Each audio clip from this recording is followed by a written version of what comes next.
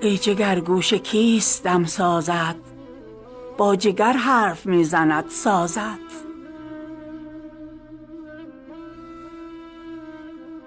تار و پودم در اهتزاز آرد، سیم ساز ترانه پردازت.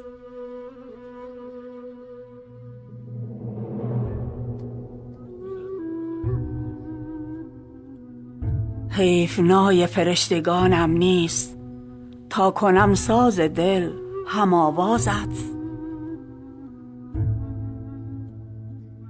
تا کنم ساز دل هم آوازت.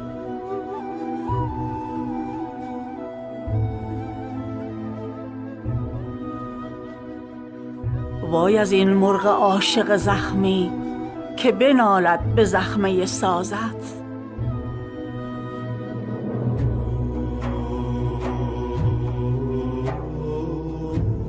چون من ای مرغ عالم ملکوت، کی شکسته است بال پروازت.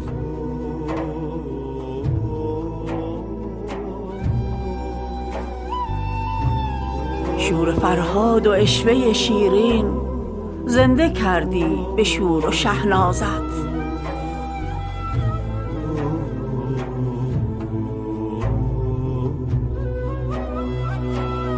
نازنینا نیازمند توام، عمر اگر بود می کشم نازت.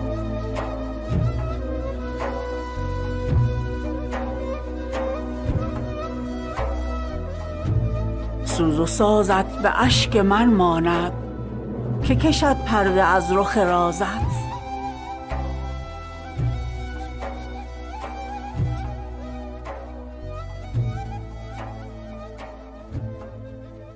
گاهی از لطف سرفرازم کن، شکر سرو قد سرافرازت. شهریار این نه شعر حافظ بود، که به سر زد هوای شیرازت.